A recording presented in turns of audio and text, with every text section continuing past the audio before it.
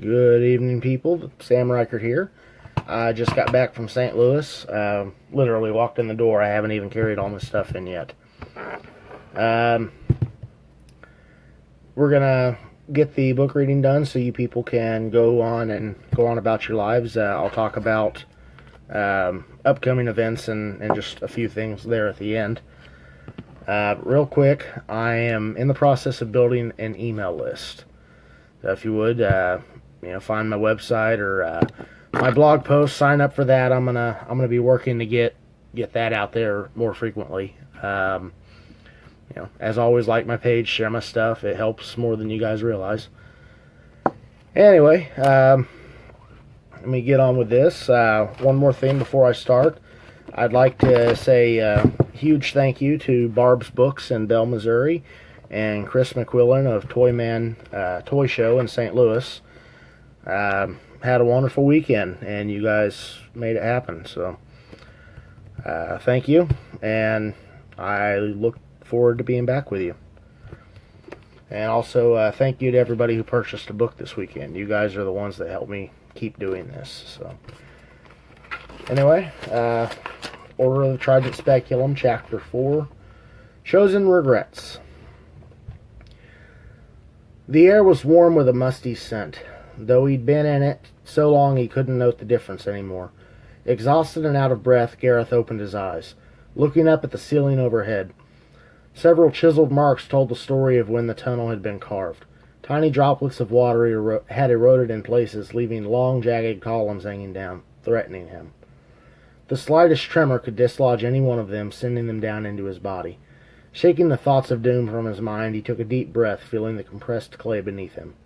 Summoning his strength, he rolled over and pushed himself up.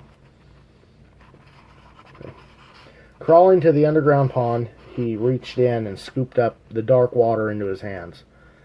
Staring at the reflection, looking back at him, he hated the image he saw. It was him, he knew that much, but it was dark and twisted. The vile beast he'd sworn to exterminate stared back at him. Not just one, but all of them. He was haunted by their visage. Gareth closed his eye, forcing the image out of his mind. Bringing the collected water to his mouth, he sucked it in, washing the dry, gravelly taste away. The cool liquid soothed his throat, pouring down his esophagus.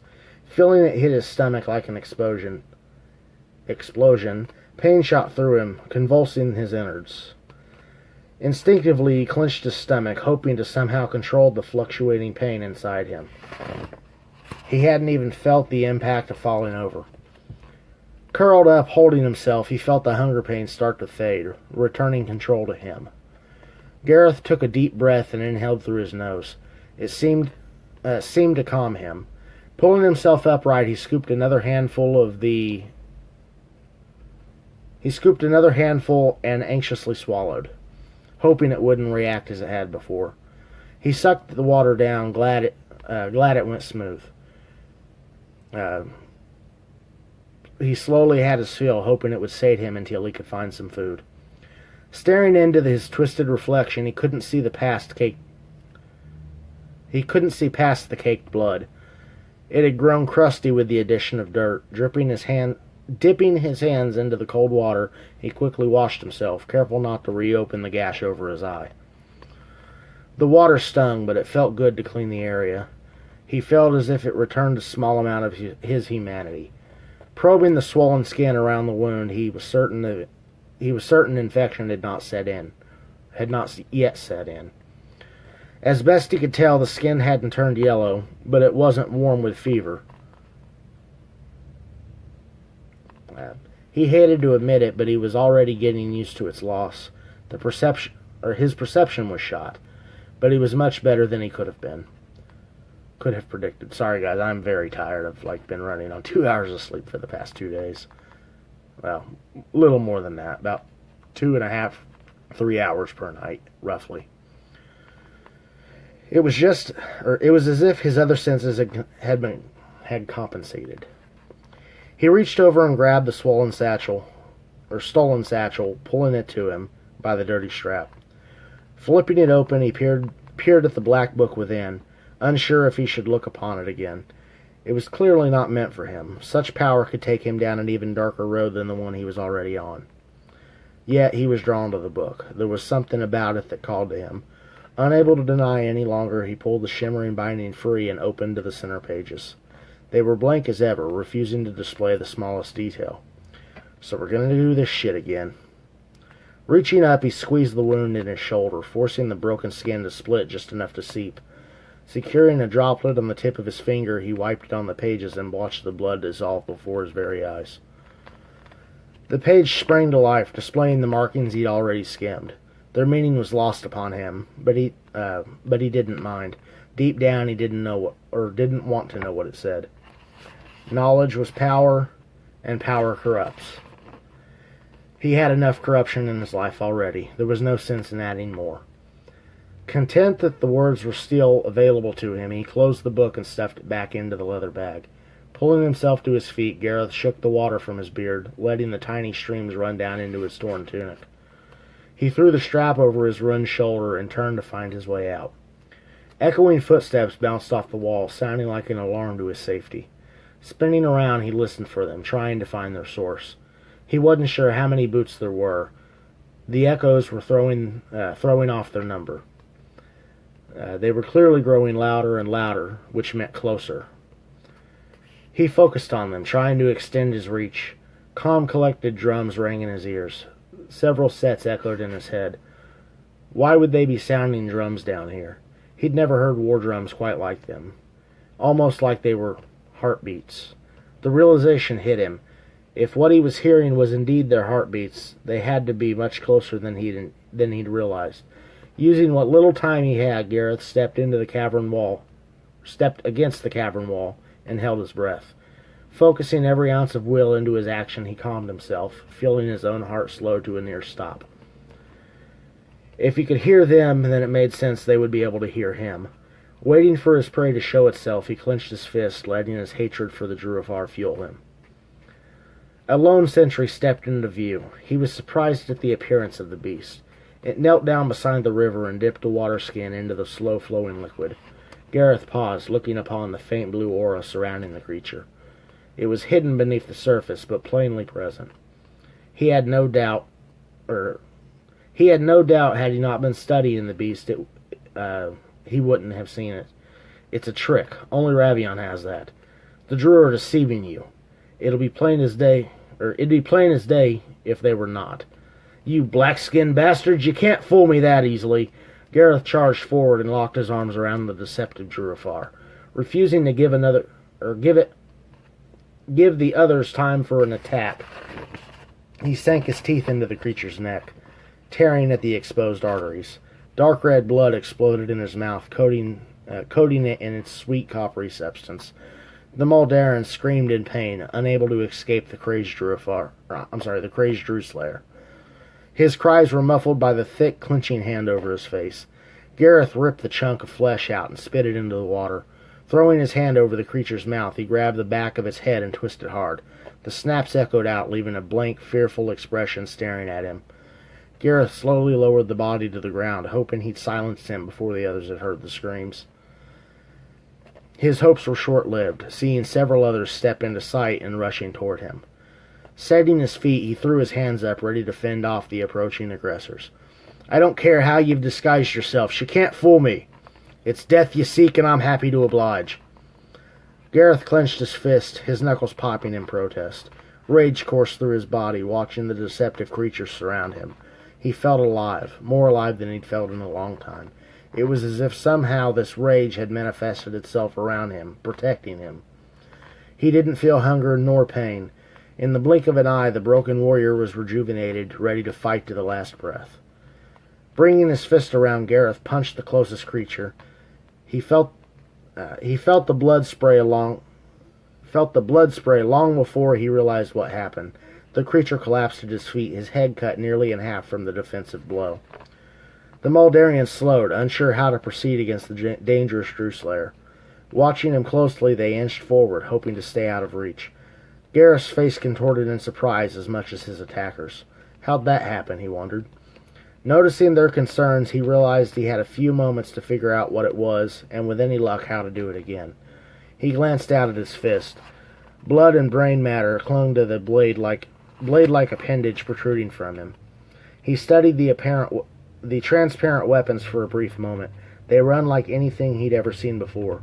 Even the few Daruki that used similar weapons didn't have anything quite like this. Running his thumb along the edge, he felt the keen blade threatening to slice into his flesh. A wicked smile broke, exposing his blood-soaked teeth. Who wants the other eye?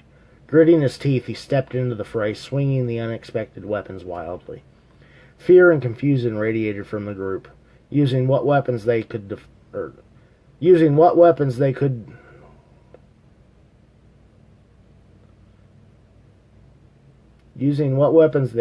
deflect the invisible swords.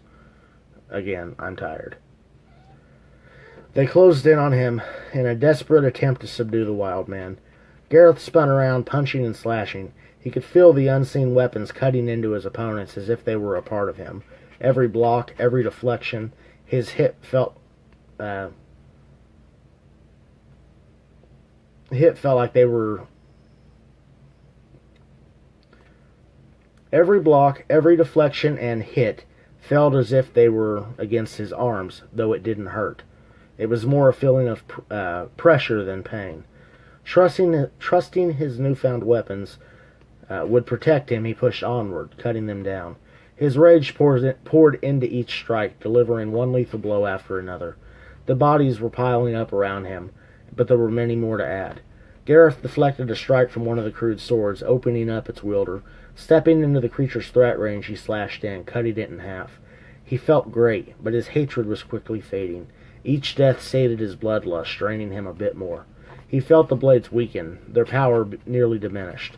"No!" he screamed, forcing himself to push harder in a vain attempt to refuel his rage. He watched one of the rust-colored scimitars headed straight for him. Throwing his arms up to block the potentially deadly attack, he felt it connect, slowing the blade slightly. His ethereal weapon shimmered and dissipated, leaving him defenseless. How was that possible? Where'd they go? The slowed weapon bit into his shoulder, crippling him. Gareth dropped to his knees, unprepared for the painful strike. Panting heavily, he glared up at the swarming beast, their pink-colored flesh unable to fool him. "I may die this day, but I'm going to take you bastards with me."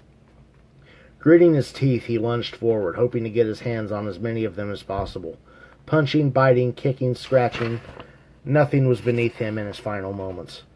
He watched helplessly as his unarmed fist smashed weakly into their armored forms. Out of breath and exhausted, he tumbled forward, falling to the cavern floor. He couldn't move. Did they poison me? Why am I so exhausted? Unable to pick himself up, he collapsed, feeling the heavy eyelids threatening to close. He tried to fight it, tried to stay awake, but it was no use. He had to sleep. Darkness overcame him. He felt as if he were floating. Nothing but shadow in the night. He was all alone, lost in an eternal void. Not even his thoughts answered him. Staring down at the unconscious warrior, the Moldarian inched forward, unsure if it was some kind of ruse. One of the creatures broke through the ranks. It took a long look at the bodies piled up around the lone man. Bind him. We've lost so many already. If he wakes, we don't want a repeat of what's happened here. The Moldarian turned, leaving the soldiers to obey his commands. They carefully wrapped the ropes around his wrist, pulling them together with the binding, avoiding any chance he could regain the mysterious weapons. With every limb bound, they pulled him to his feet and lifted. Next section. A cool breeze passed through the trees, rattling the branches and leaves. The sun was fading fast, leaving more shadow than anything in the dwindling orange light. 2 horses waited patiently, tied to the hitching post, planted at the camp's edge. Upon a wooden bench made of split cedar, a young noble sat, picking his fingernails with his dagger. Another stoked the fire in the center of a rock ring. "Are you sure you want to go through with this?"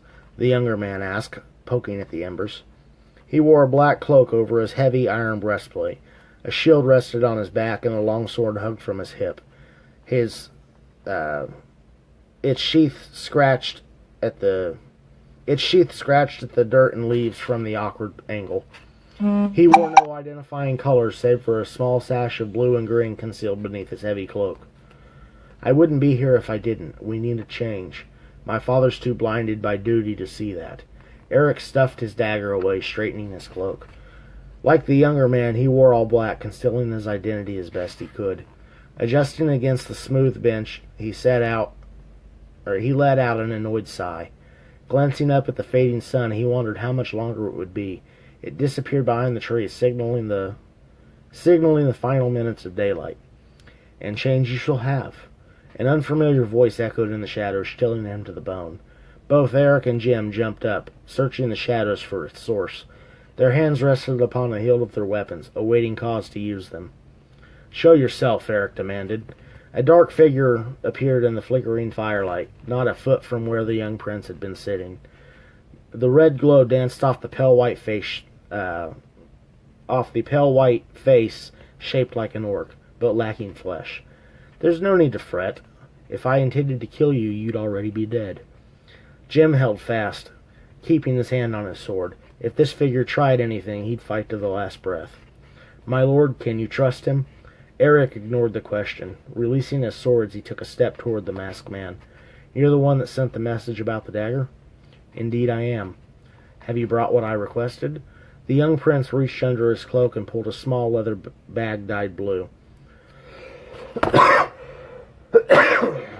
Excuse me. The top was tied together by a piece of green lace. Holding it up for the man to see, he continued, "I have, and do you have what I need?" Leviathan studied the man for a moment. He was confident for his age, though that trait wasn't uncommon in humans. They had a certain arrogance in their upbringing, more so in those of status than the common man. The boy had trained all his life, and no doubt he was skilled with his blades, but he lacked a certain creativity. "I have what you seek, though I warn you, your path requires great sacrifice. Are you sure you're ready for such a burden?" Jim stepped forward to whisper into his commander's ear, "My lord, I've heard rumors of this man. He cannot be trusted." Eric raised a hand, silencing the young knight. "What price can be too great for the protection of my lands?" "Very well." Leviathan reached under his cloak and retrieved a rolled scroll. The edge was sealed by black wax and bore a generic stamp in the center. Tossing the parchment to the young nobleman's feet, he patiently awaited his payment. Eric tossed the sack into the man's hand and bent down to retrieve his scroll, keeping his eyes locked on the figure. He caught the bag, filling the contents inside. Stuffing it under his cloak, he returned his attention to the two men. "Remember my warning. Even for a kingdom, some prices are too high. You've made that choice for yourself." The fire flared up, throwing several sparks into the night sky. Eric and Jim searched the darkness for the cloaked figure, but he was nowhere to be seen. Returning their attention to the parchment, Eric broke the seal and unrolled the scroll. Gaze locked, his eyes danced upon the words written within. "My dear young noble of Shadgul, the dagger occupying your obsessions is forged of a power greater than your comprehension. To wield it would be to lose yourself. I understand your desire to obtain it. However, I'm afraid it's currently beyond even my reach. Until it changes hands, and it will, it always does, this is a fool's errand. But I'm a man of my word. You ask for a power to help you turn the tide and ensure the survival of your lands. I offer you just that. When your wall was created during the First Drew War, the base stones were enchanted with a power unlike any other. At the same time, several runestones were buried throughout Dalmora. Their system as a whole acted as a barrier against the very magics that created it. This is what has kept the wall intact all these years, despite the numerous battles it's faced. Unfortunately for your people, the wall has been fractured. The magic has faded and left your people open for attack. The very magics that currently tear your lands apart are the same ones that once protected it. If you're to save your people, you must restore the stones to their former glory. But I'm afraid this is something you cannot do at this point in time. Only the one true Baron has the power to restore the ancient runestones and stabilize the network. If you achieve that status, take the crown of the site known as Hero's Gate. In the center of the archway, you'll know what you have to do. Good luck in your endeavors. Leviathan the Black. Son of a bitch! Eric crumpled the message and tossed it into the fire. What is it, my lord? What'd it say? Jim studied his commander's face, unsure what unnerved him so much. It's next to useless. It said I can't even get the dagger right now, but offered a consolation that's still out of my reach. Only that the one true Baron can restore the magics that protect us. I suppose that's better than nothing. Did it say what the Baron has to do? Eric plopped down on the bench. It creaked under the sudden weight. Running his fingers through his dirty blonde hair, he buried his face in his hands. The crown has to be taken to the center of Heroes Gate. It says I'll know what to do from there. Well, you're not at a total loss. Perhaps you can convince your father to ride to Heroes Gate. I'm sure he'd be more than receptive if you explain it to him. Have you met my father? He doesn't believe in magic should be used in such a way. He thinks all battles can be won from the tip of a sword. I fear he won't act until it's too late. Jim approached and sat down next to his friend. My lord, if I may speak freely, he stated more than asked. Your father is a wise and noble man. I'm sure he has his reasons for believing the way he does, but I believe you underestimate his faith in you. If you give him a chance, I'm sure he'll come around, as I have. Eric looked upon his friend. All setbacks aside, I'm fortunate to have a friend as loyal as you. And that is the end of that chapter. We will continue chapter 5 next week. Thanks for watching, those of you who have turned in. A few other notes that I want to discuss, which I didn't really have a whole lot of time to write down much, so I might miss some stuff. I received my first newspaper clipping, so I am like officially part-time famous or some shit. I don't know. Also on the officially part-time famous or some shit status, I had a guy earlier today, brought up one of my old books and had heard of me away from a con, so apparently that's fortunate, or something, I don't know. I guess I'm part-time famous, so that's cool. Hey Felicia, thanks for turning in. I wore my Brothers on Whatever t-shirt today. I'm still wearing it. I figured there's some pretty awesome guys and they've supported me in a lot, so if you have t-shirts to local artists, authors, radio hosts, wear the shirts out. It's free advertising and helps them. So do that if you have the opportunity to. I said a whole bunch of happy birthdays to people this past week, and I didn't look through and find all your names, but if you're here, then happy birthday to you again. Hope you've had a good day on whichever day of the week it was. My next show is LibraryCon here in Springfield, and I would like to give you the date, but unfortunately I can't remember it right now, and I didn't have time to look it up, so that's that. I've got TriCon coming up here in September 8th, I think. Maybe. September sometime. It's going to be a fun time. Basically, if you went to old school VisionCon, like before it moved to Branson, it was basically a party con, and TriCon is very similar to that. It has the same feel. The people are awesome all around. It's just a fun time, and if you have the opportunity to get to Evansville, Indiana, I highly recommend you do it. So, I believe that's where I'm going to call it this evening.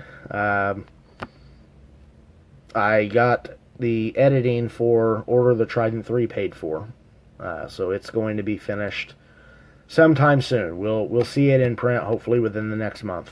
I had originally wanted to have it out in July, but I just had a lot of stuff going on, and I wasn't able to get it that fast. But anyway, I will keep pushing on and writing books if you guys keep reading them. As always, share my stuff, like my page. If you can find my email list, prior to me promoting it heavily, I am going to start doing, I believe, bi-weekly emails. I think weekly might be a little too much, so bi-weekly, I'll include the intro to whatever blog post, because I write a blog post every week as well. I'll have a blog post, I'll have a link to whichever video that I've got, as far as like these videos, which these go on YouTube as well, so if you could go there and like it and help me get exposure. So Anyway, you guys have a good night. I am going to bring all my stuff in, get it unpacked, and then I'm going to start writing until I pass out. So, good evening all, and thanks for watching. We'll talk to you later.